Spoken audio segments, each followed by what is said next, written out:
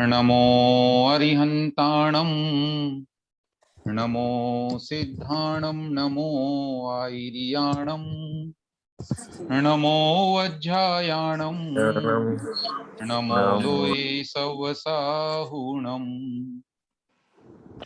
प्रणम्यत क्षम्यताम् येनात्मा बुध्यतात्मैव परत्वेनैव चापरम् अक्षयानन्तबोधाय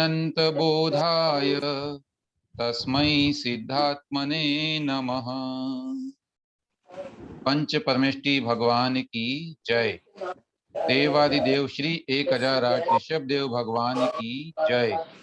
परम पूज्य आचार्य श्री पूज्यपाद महाराज की जय। परम पूज्य आचार्य श्री विद्यासागर जी महाराज की जय। द्वादशांग जिनवाणी माता की जय। परम पूज्य आचार्य भगवंत श्री पूज्यपाद स्वामी, आपका नाम हम सभी ने सुना हुआ है, सभी जानते हैं और अच्छी तरह से परिचित हैं, है ना। परिचय सभी ने प्राप्त किया भी होगा, तथापि संक्षेप में एक बार परम पूज्य आचार्य भगवान का जो गुणगान उनके परिचय के माध्यम से हम जान सकते हैं, वह हम करते हैं। हाँ, यहाँ पर समाधि तंत्र ग्रंथ का हम स्वाध्याय आरंभ करने जा रहे हैं। सर्वप्रथम तो इसके विषय में आपको थोड़ा बता दूं मैं।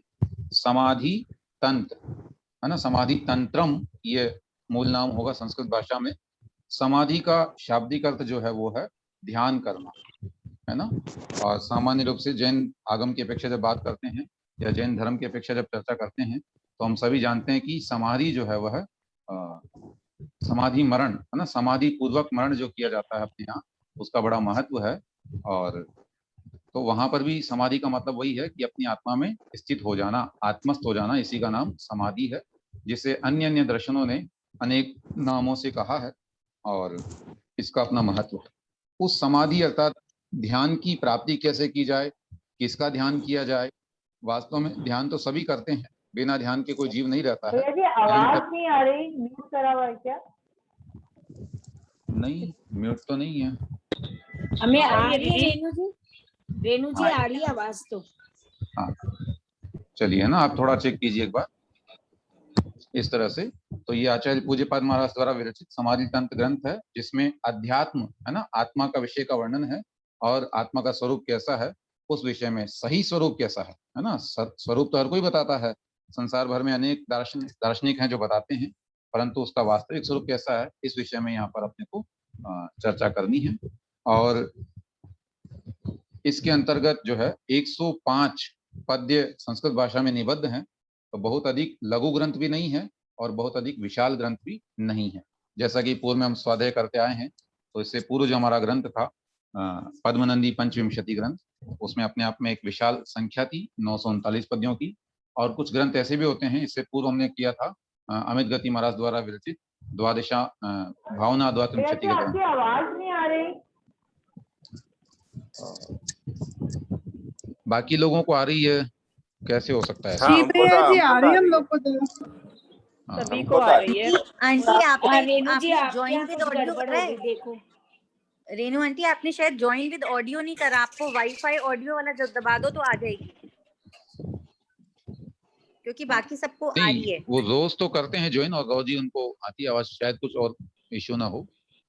अच्छा, एक बार आप फोन पे आ तो उनको समझा दें। अच्छा ठीक है जी, ठीक है, ठीक, अस्तु। यहाँ चर्चा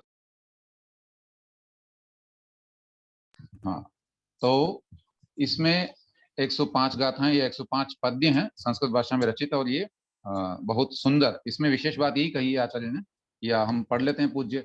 हाँ, यहाँ जो हम पढ़ने जा रहे हैं वह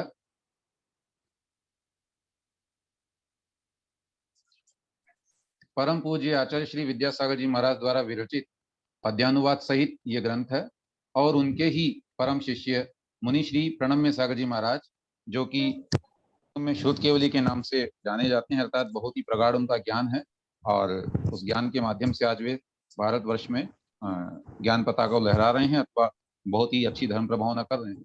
ऐसे उन मुनिराज के श्रीमुख से अथवा उनकी लेखनी से जो है बहुत सुंदर इसकी टीका लिखी गई है जिसका नाम है आर्हत भाष्यम, है ना। आर्हत भाष्यम अर्थात अरिहंत भगवान के द्वारा प्राप्त, है ना, अरिहंत भगवान के मत के अंतर्गत भाष्य माने जो है टीका करने को बोलते हैं भाष्य। प्राचीन काल में क्या होता था, ग्रंथ जब लिखे जाते थे तो वे पद्यात्मक अथवा सूत्रात्मक लिखे जाते थे, है ना। जैसे तत्वार्थ सूत्र वह सूत्रों में लिखा हुआ है, और अन्य अन्य ग्रंथ बहुत से हैं जो कि पद्यों में लिखे हुए हैं। अब उन पद्यों को भी धीरे धीरे क्षोभम इतना कम होने लगा है कि हमारे यहाँ क्षोभम कम होने की वजह से हमें वह समझ में नहीं आता है। तब फिर जो आचार्य होते हैं जिनको ये ज्ञान होता है, वे शिष्यों के बोध के लिए उसकी टीकाएं किया करते हैं, और उन्हीं टीकाओं के माध्यम से हम इन ग्रंथों का जो रहस्य है उसे जान पाते हैं, उनके अर्थ को जान करके और अपने जीवन में उसको स्थान दे पाते हैं। इसी के अंतर्गत समाधि तंत्र आचार्य पूज्यपाद द्वारा विरचित जो है, इसका थोड़ी प्रस्तावना मैं पढ़ रहा हूँ और उसको हम ध्यान से सुने, उसके उपरांत हम ग्रंथ की ओर बढ़ेंगे।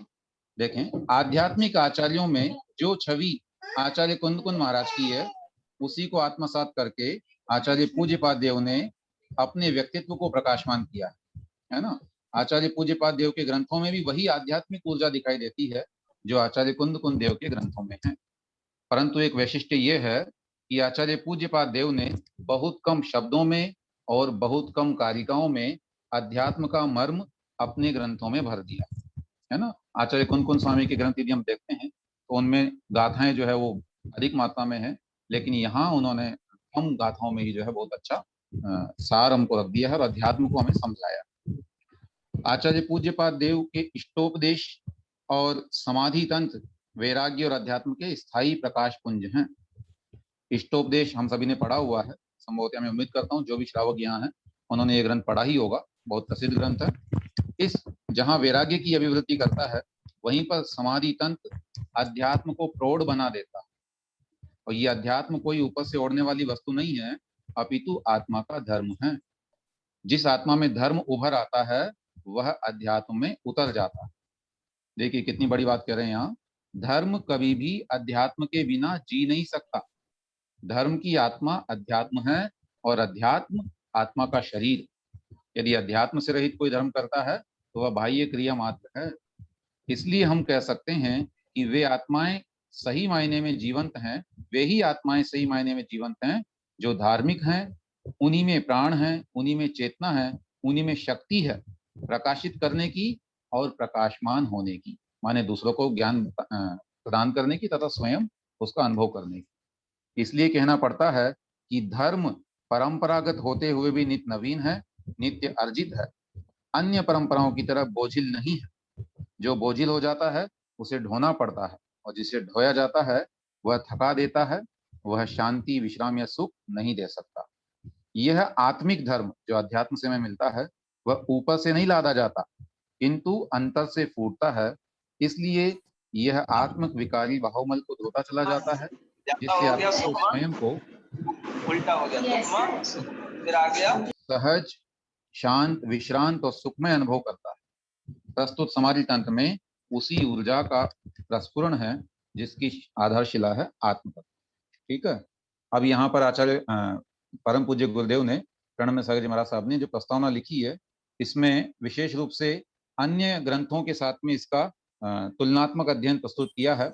जैसे समाधि तंत्र और मोक्ष पाहुड़ जो कि आचार्य कुंद कुंद महाराज का है, उनमें भी बहुत सी साम्यता मिलती, अनेक गाथाएं वहाँ एज इट इज या उसी रूप में लगभग उन्हीं भावों के साथ में पाई जाती हैं। ऐसे ही समाधि तंत्र और परमात्म प्रकाश बहुत सुंदर ग्रंथ है और यह अपभ्रंश भाषा में रचित है और आचार्य जोगिंदु देव है ना, उनके द्वारा ये विरचित है। उसके अंतर्गत भी लगभग ऐसा ही वर्णन बहुत कुछ मात्रा में मिलता है। ऐसे ही एक आचार्य शुभचंद्र महाराज का ग्रंथ है ज्ञानार्णव, उसमें भी समाधि तंत्र का प्रभाव बहुत अधिक दिखाई देता है ना, क्योंकि समाधि तंत्र बहुत प्राचीन ग्रंथ है और ये बाकी जो ग्रंथ हैं ये सब उसके बाद के लिखे हुए ग्रंथ। ठीक है, थोड़ा सा आचार्य पूज्यपाद महाराज का व्यक्तित्व कैसा है उसके विषय में जान लेते हैं। आपका व्यक्तित्व और इनकी प्रतिष्ठा जो है वो इतनी प्रसिद्ध थी कि अनेक कवियों ने इनके विषय में जो है लिखा है। जैसे चंद्रय्य कवि है ना, इन्होंने लिखा है पूज्यपाद चरिते, और देवचंद्र नाम के एक व्यक्ति हुए, उन्होंने राजावली कथे, इन ग्रंथों में आपका जीवन परिचय लिखा है। ऐसे ही कन्नड़ भाषा में एक ग्रंथ है पूज्यपाद चरित, उससे भी ज्ञात होता है कि इनका जन्म से नाम ही पूज्यपाद था। लेकिन अनेक शिलालेखों में और अनेक मनीषियों के निष्कर्षों से ये जो निष्कर्ष निकला है वो ये है कि आचार्य पूज्यपाद का बाल्यकाल का नाम था देवनंदी, है ना। दीक्षा के जब उन्होंने दीक्षा ग्रहण की उस समय भी आपका नाम देवनंदी था। बुद्धि की प्रकृष्टता के कारण आपका नाम जिनेंद्र बुद्धि, और देवों द्वारा पूजित होने के कारण आप पूज्यपाद कहलाए। ठीक है, तो पूज्यपाद ये आपकी उपाधि थी, लेकिन ये इतनी प्रसिद्ध हुई कि ये आपके मूल नाम के समान ही विकसित हो गई अथवा प्रसिद्ध हो गई। जैसे वर्तमान में हम पूज्य गुरुदेव सुधासागर जी महाराज का जब भी जयकार लगाते हैं तो स्वयं मुख से निकल आता है पूज्य मुनि पंगोश्री सुधासागर, तो वो नाम के साथ में अपने आप प्रसन्न में आ गया है। और ऐसे ही पूज्य पद महाराज का जो नाम आज हम आचार्य पूज्यपाद कहने लगे हैं, लेकिन मूल नाम इनका आचार्य देवनंदी। आपके पिता का नाम माधव भट्ट और माता का नाम श्री देवी था, है ना। ये कर्नाटक में कोले नाम के गांव के आप निवासी थे। जन्मतः आप ब्राह्मण थे। अब देखिए, ब्राह्मण में भी दो तरह से ग्रहण कर सकते हैं, एक तो होता है जन्मना ब्राह्मण और एक होता है कर्मणा ब्राह्मण, है ना। तो जन्म की यहाँ बात की जा रही है, ब्राह्मण कुल में उत्पन्न हुए थे।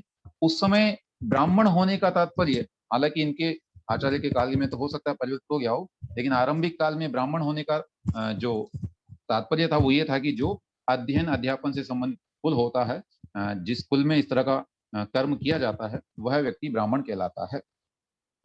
एक दिन नाग द्वारा मेंढक को निगलते देखा, उस मेंढक की छटपटाहट देखकर आपको विरक्ति हो गई और आपने दिगंबरी दीक्षा धारण कर ली। ठीक है, आपकी प्रतिष्ठा का आकलन इन प्रमाणों से किया जा सकता है कि परवर्ती सभी आचार्यों ने, जितने भी उनके उपरांत आचार्य हुए, उन्होंने आपके नाम स्मरण से अपने को कृतार्थ समझा है। माने अपने जहां भी प्रशस्तियां इत्यादि लिखी उसमें आचार्य पूज्यपाद स्वामी का नाम या आचार्य देवनंदी स्वामी का नाम अवश्य लिखा। और अनेक विद्वानों के द्वारा जो सिद्ध किया गया है उससे आपका समय ईसा की 6ठी शताब्दी, ठीक है, माने 501 से लेकर के और 600 के बीच में जो काल हुआ, तो सोचिए आज से 2100 में से अगर आप 2000 में से कम करते हैं तो 1400-1500 साल पहले आचार्य महाराज का ये काल रहा है। और भी अनेक आचार्य इनका उदाहरण मतलब पूज्य प्रणम्य सागर जी महाराज साहब ने दिए हैं। आप लोग अपने पास में अगर पुस्तक होवे तो उससे अवश्य इसको पढ़ें, है ना। जैसे जिनसेन स्वामी जो आदि पुराण के लेखक हैं, उन्होंने भी आपका गुणगान किया है पूज्यपाद स्वामी का। ऐसे ही जिनसेन स्वामी प्रथम जो हरिवंश पुराण के रचयिता हैं, उन्होंने भी लिखा है। और इसी तरह से अनेक आचार्य गुणनंदी महाराज ने लिखा है, जिसमें बहुत सारे छंद दिए हुए हैं और उसमें जो है उनका गुणगान, श्रवण बेलगोला में जो शिलालेख है वहां पर भी बहुत ही अच्छा वर्णन इसका किया गया। चलिए, इसके उपरांत संक्षेप में ये जाने कि इनकी रचनाएं कौन सी थी। तो सर्वार्थ सिद्धि तत्वासूत्र पर जो सर्वप्रसिद्ध टीका वर्तमान में उपलब्ध है, और प्रायः उसी टीका तक आम लोगों का स्वाध्याय होता है, उससे ऊपर तो कहाँ बढ़ पाते हैं। टीका यद्यपि अनेक है, लेकिन सर्वप्रथम यदि कोई तत्वासूत्र की टीका पढ़ते हैं तो वे सर्वार्थ सिद्धि अवश्य पढ़ते। ऐसे सर्वार्थ सिद्धि का निर्माण आपने किया। फिर है समाधि तंत्र, जिसे हम पढ़ने जा रहे हैं यहाँ।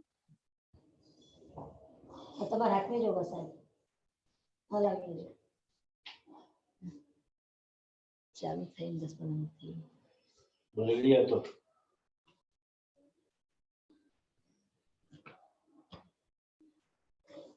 और देखो ने इन्होंने गई बार लखेलू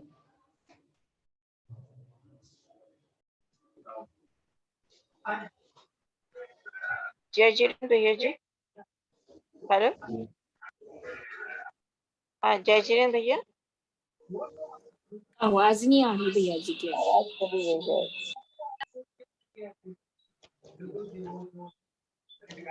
ओ क्षम्यताम, ये म्यूट हो गया था।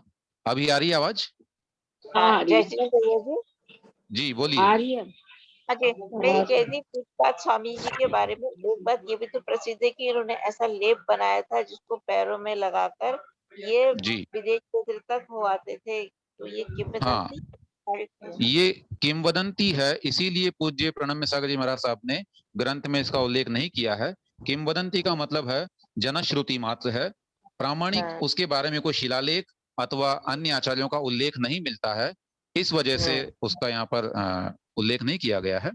बाकी किंवदंती ऐसी है कि वे लेप लगा करके ऐसा कोई रसायन सिद्ध उनको हो गया था जिससे वैदिक क्षेत्र में जाते थे, अतः वे पूज्यपात कहलाते थे। अस्तु।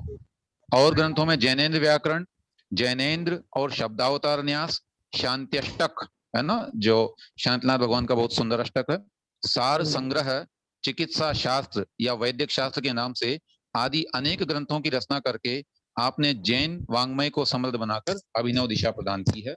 माने हर तरह की विधा में उन्होंने लिखा, चाहे वो व्याकरण हो, चाहे वो वैद्य हो, मतलब वैदिक शास्त्र हो चिकित्सा का, या फिर अध्यात्म हो, तत्वासुत्र की टीका हो, इस तरह से भक्तियां हो भगवान की, उन सब के बारे में आचार्य महाराज ने लिखा है और अपनी लेखनी से हमें कृतार्थ किया है। ठीक है। वर्तमान में जो हम पढ़ने जा रहे हैं समाधि तंत्र, इसके विषय में कह रहे हैं कि आपकी कृति समाधि तंत्र पर आचार्य प्रभाचंद्र जी की संस्कृत टीका है। अभी तक जितनी प्राप्त टीकाओं में एकमात्र संस्कृत टीका थी आचार्य प्रभाचंद्र महाराज की। हिंदी भाषा में तो अनेक विद्वानों ने टीकाएं लिखी है, और संस्कृत श्लोका का जो भाव अध्यात्म की, ये ध्यान से सुनना, यहाँ पर लिखा है, संस्कृत श्लोकों का जो भाव अध्यात्म की भाषा में नयों की समायोजना के साथ होना चाहिए, वो हमें उपलब्ध नहीं होता था।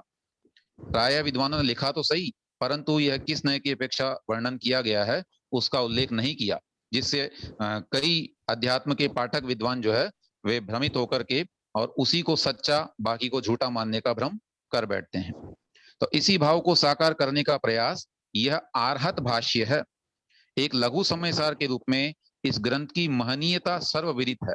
कितनी बड़ी बात है, ये अपने आप में एक लघु समयसार है। परम पूज्य आचार्य श्री विद्यासागर जी महाराज की पावन वात्सल्यमयी गंगा में स्नान करके अंतः कालुष्य को धोने से जो श्री गुरु के आशीष स्वरूप विशुद्धि का प्रसाद मिला है, उसी से यह महत् कार्य संपन्न हो सका है। ऐसे आचार्य गुरुदेव के चरणों में सविनय नमोस्तु सहित समर्पित है यह कृति उन्हीं के पवित्र कर कमलों। ये पूज्य महाराज साहब की प्रस्तावना हमने पढ़ी और देखिए, पहले तो विचार हमारा ये था कि सामान्य से एक बार इस ग्रंथ को पढ़ना चाहिए, लेकिन जब ये टीका हमको मिली और इसको पढ़ने का प्रयास किया तो हमें लगा कि अगर हम इस टीका से नहीं पढ़ते हैं, आरत भाष्य से नहीं पढ़ते हैं, तो कहीं ना कहीं हम बहुत बड़ी गलती करेंगे, अथवा पूज्य आचार्य भगवान पूज्यपाद स्वामी के भाव को सही शायद हम ना समझ पाए। अतः हमने निर्णय किया कि हम इसको आर्हत भाष्य के साथ पढ़ने जा रहे हैं। ठीक है, तो सभी सुधी श्रावक इस बात को थोड़ा ध्यान से सुन लें। ये पढ़ने का हमारा क्रम क्या रहेगा, है ना। आज का जो हम जिस पैटर्न से पढ़ते हैं वो मैं आपको बता दे रहा हूँ। क्योंकि ये पद्यात्मक ग्रंथ है तो छंद अलग अलग भी हो सकते हैं, इसमें विभिन्न छंदों में लिखा हुआ ग्रंथ है।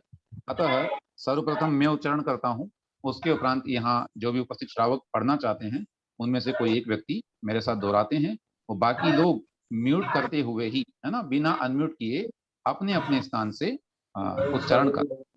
और यदि उच्चारण में आपको समझ में नहीं आता है तो आप पुनः हमसे अंत में पूछ सकते हैं। ये अपना क्रम रहता है। अभी आर्हत भाष्य का जो मंगलाचरण है उसको पढ़ते हुए हम आरंभ करने जा रहे हैं।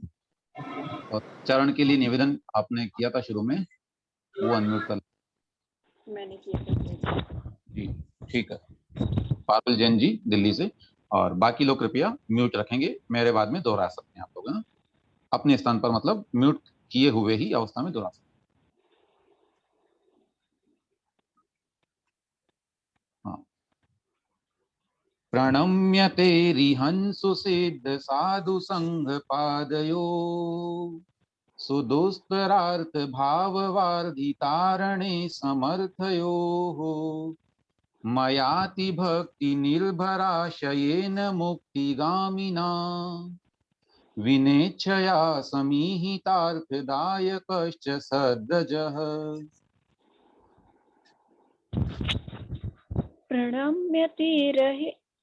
प्रणम्यते रिहंसु सिद्धि साधु संग पादयो, सुदस्तरारित भाव वार्धि तारिणे समर्थयो, मयाति भक्ति निर्भरा शयेन मुक्तिगामिना, विनेच्छया समीहितार्थदायकश्च सद्रज। ठीक।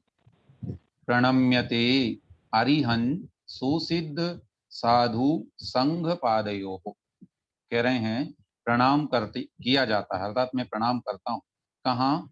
अरिहंत माने अरिहंत भगवान, सुसिद्ध जो सिद्ध हुए हैं, मोक्षगामी हैं, ऐसे सिद्ध भगवान, और साधु संघ पादयो, साधु संघ, अब यहाँ संघ का मतलब हो जाएगा अपने आप से आचार्य उपाध्याय साधु सभी ग्रहण कर लेंगे इसमें। तो साधु संघ माने साधु समुदाय, उन सबके पादयो हो, दोनों चरणों में प्रणाम किया जाता है।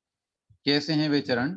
सुदुस्तर आर्त भाव वार्धी तारणे समर्थयो हो, अत्यंत कठोर, जिसको तैरना बड़ा मुश्किल है, ऐसे दुस्तर, तर माने तैरने योग्य और दुस्तर माने कठिनाई से तैरने योग्य, और सुदुस्तर माने बड़ी ही ज्यादा कठिनाई से तैरने योग्य, पार पाने योग्य। तो ऐसे अत्यंत दुस्तर आर्त भाव, आर्त भाव का मतलब हो गया है जिसमें दुखों का भाव है, दुखों का समूह है, ऐसे दुख रूप वार्धी, वार्धी माने होता है समुद्र, ठीक है। तो ऐसे समुद्र के तारने यानी पार लगाने में समर्थयो हो, जो सक्षम है, ऐसे चरणों को प्रणाम। पुनः मया मेरे द्वारा अति भक्ति निर्भर आशयेन मुक्तिगामिना, अति भक्ति अर्थात अत्यंत भक्ति पूर्वक, निर्भर आशयेन माने उसके आशय से युक्त होकर के, मुक्तिगामिना मुक्ति की इच्छा, यहाँ गामी शब्द के स्थान पर कामी शब्द भी मिल सकता है, क्योंकि अर्थ में उन्होंने मुक्ति कामी लिखा है, हो सकता है टाइपिंग एरर हो, या फिर मुक्तिगामी का तात्पर्य भी जो है मुक्ति कामी, इस तरह से उन्होंने ग्रहण किया है। तो मुक्ति की इच्छा करने वाले, और कैसे? बिना इच्छा, इच्छा के बिना ही, समीहित अर्थदायकश्च सद्रज है, अपने अभिष्ट अर्थ को देने वाली जो सदरज है, अर्थात उनके भगवान के चरणों की रज है, यानी उस रज को, चरणों की धूल को मैं प्रणाम करता हूँ। अस्तु, अर्थ में एक बार देखें, जो बिना इच्छा ही भक्त को अभीष्ट फल देने वाली है, ऐसी अति दुस्तर दुख रूपी समुद्र से तारने में समर्थ, अरिहंत सुसिद्ध, अरिहंत सिद्ध और साधु समुदाय के चरणों की श्रेष्ठ रज, अत्यंत भक्ति भाव पूर्वक मुझ मुक्ति कामी द्वारा प्रणम्य है, प्रणम्यते। देखिए यहाँ पर पूज्य गुरुदेव ने प्रणम्य का यहाँ तात्पर्य भी आ गया है कि प्रणाम किया जाता है, और शुरू में एक तरह से इस टीका के लेखक कौन है यह भी इससे द्योतित हो जाता है कि ये पूज्य प्रणम्य सागर जी महाराज द्वारा विरचित टीका है। अर्थात मैं अरिहंत सिद्ध और साधु संघ के चरणों में सभक्ति प्रणाम करता हूँ, सभक्ति यानी भक्ति सहित प्रणाम करता हूँ।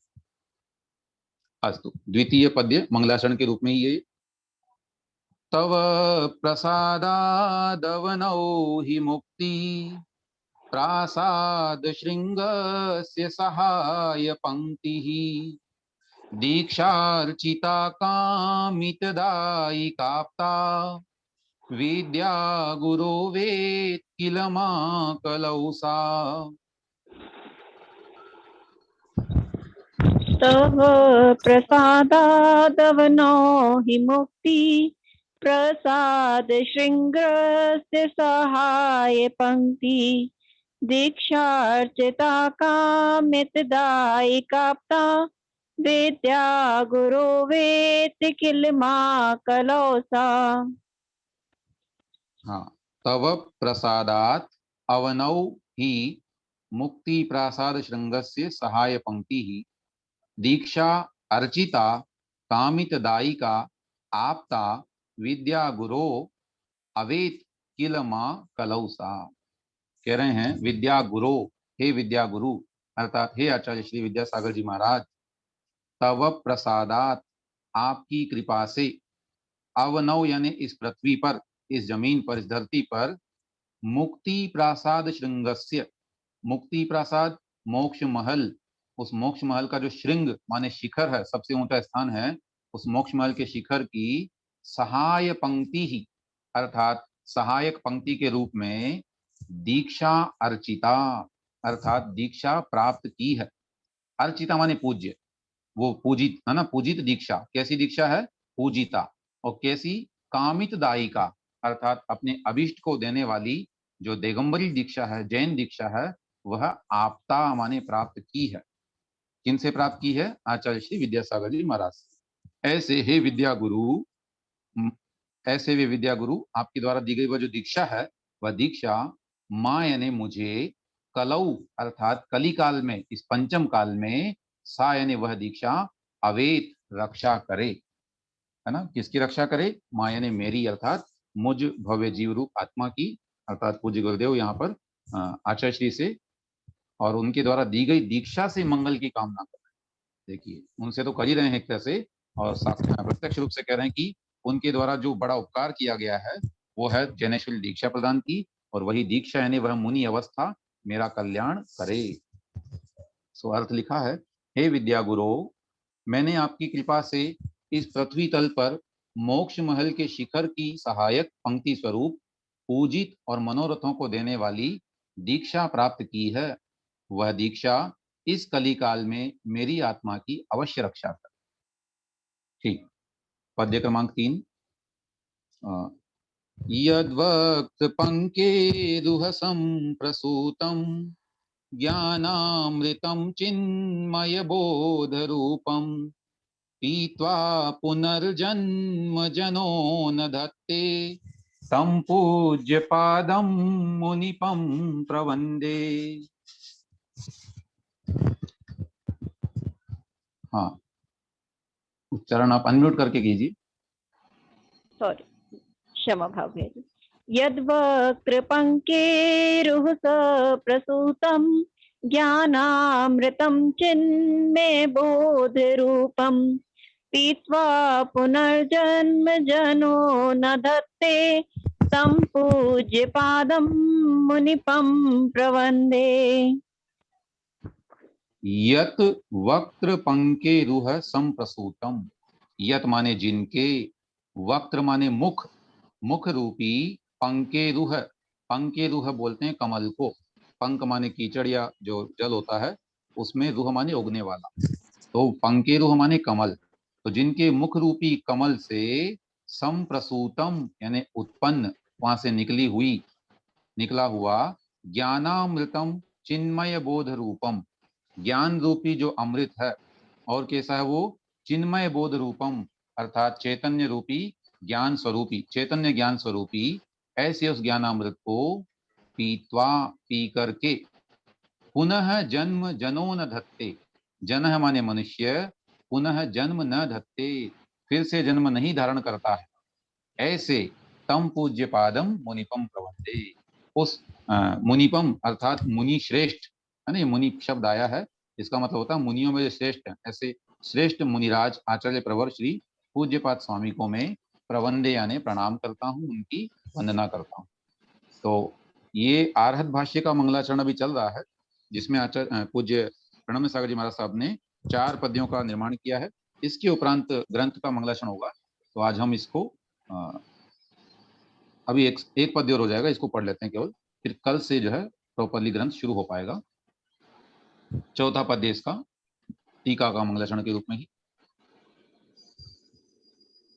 रुचिर प्रभया भासुर, सॉरी ये अनुष्टुप छंद है। रुचिर प्रभया भासुर भाष्यं भासयते यथा भाष्यमार्हत में तच्च भाषितं ही मया तथा। रुचिर प्रभाय भासुर भाष्यं भास्यते यथा भाष्यमार्हत में तच्च भाषितं ही मया तथा। आपने इसको आर्या की लय में पढ़ दिया, क्योंकि शुरुआत हमने भी वैसे कर दी थी, लेकिन ये अनुष्टुप छंद है, 8 अक्षर इसमें पढ़े जाते हैं। अस्तु, रुचिर प्रभया, हाँ पढ़ लीजिए, कोई बात नहीं।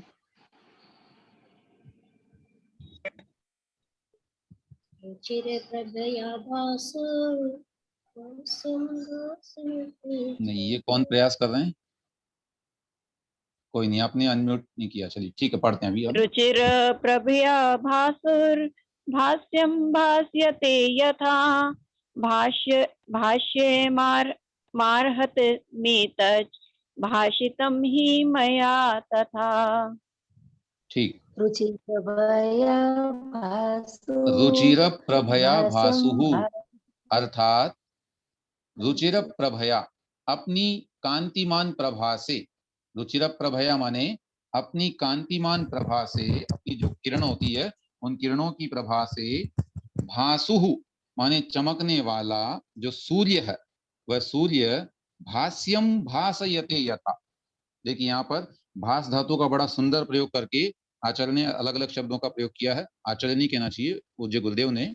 सो रुचिर प्रभया भासुहु, अर्थात रुचिर चमकों से, अपने कांतिमान किरणों की प्रभा से, भासु माने चमकने वाला सूर्य, भास्यम भासयते यथा, यथा माने जैसे, भास्यम अर्थात प्रकाश करने योग्य माने पदार्थों को, भासयते प्रकाशित करता है ना, जैसे कांतिमान सूर्य सभी पदार्थों को प्रकाशित करता है, ऐसे ही भाष्यम आर्हतम एतच्च, एतत् च माने और, एतत् यानी यह, आर्हतम भाष्यम, आर्हत नाम का जो भाष्य है माने ये जो टीका है, भाषितम ही मया तथा, मेरे द्वारा उसी प्रकार से, भाषित माने कहा गया है अर्थात रचा गया है। ठीक है। अब देखिए पदार्थ को प्रकाशित करना, इसमें दो अर्थ निकल रहे हैं।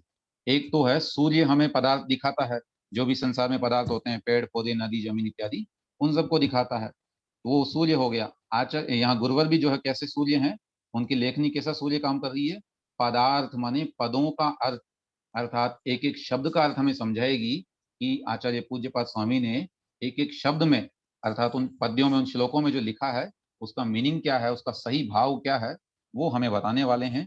ऐसे इस रचना का नाम है आर्हत भाष्य, और इससे हम सभी उपकृत होने वाले हैं, है ना। आज समय इतना हो गया है, अतः आज इतना रखते हैं। आइए अपन जिनवाणी स्तुति करेंगे।